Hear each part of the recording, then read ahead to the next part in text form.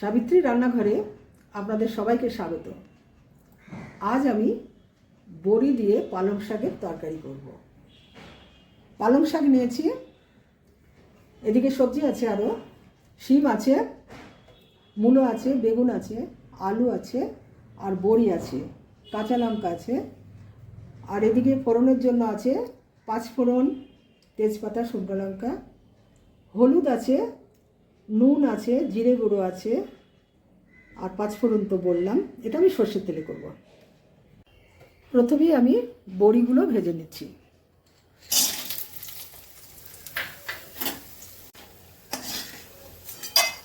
বড়িগুলো ভাজা হয়ে গেছে, তুলে নিচ্ছি। শুকনো লঙ্কা ফোড়ন করছি, তেজপাতা দিচ্ছি, পাঁচফোড়ন দিচ্ছি,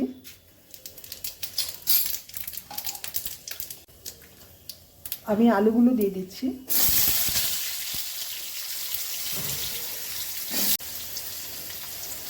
নুন দিলাম, হলুদ,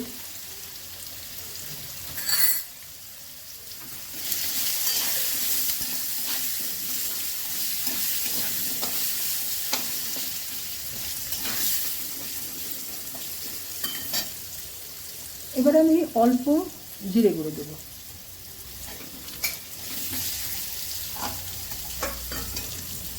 আমি আর কোনো সবজি ভাজবো না, বেগুন কি এগুলো, শিম এগুলো ভাজবো না। প্রত্যেকটা জিনিস যদি আমি আলাদা আলাদা করে ভাজি তাহলে তেল শরীরে বেশি যাবে, তেল বেশি লাগবে।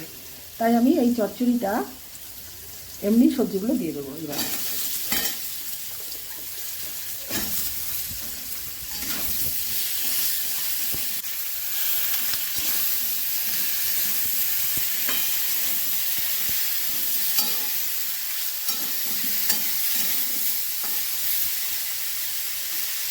কাঁচা লঙ্কা দিচ্ছি কিছু, তরকারিটা আমি কাঁচা লঙ্কাতেই করবো।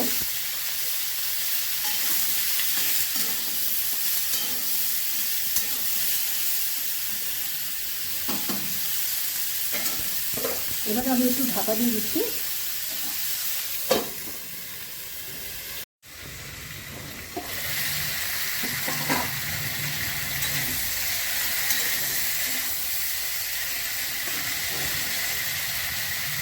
এবার আমি পালং শাক দিচ্ছি,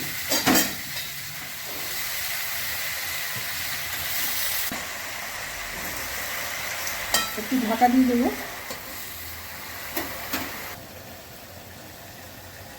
এবার আমি ভাজা বড়িগুলো দিয়ে দিচ্ছি,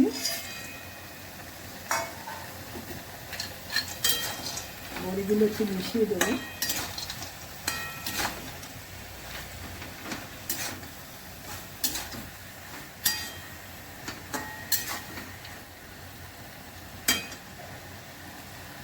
তরকারিটা আরেকটু হবে, চিনি দিয়ে দিলাম অল্প।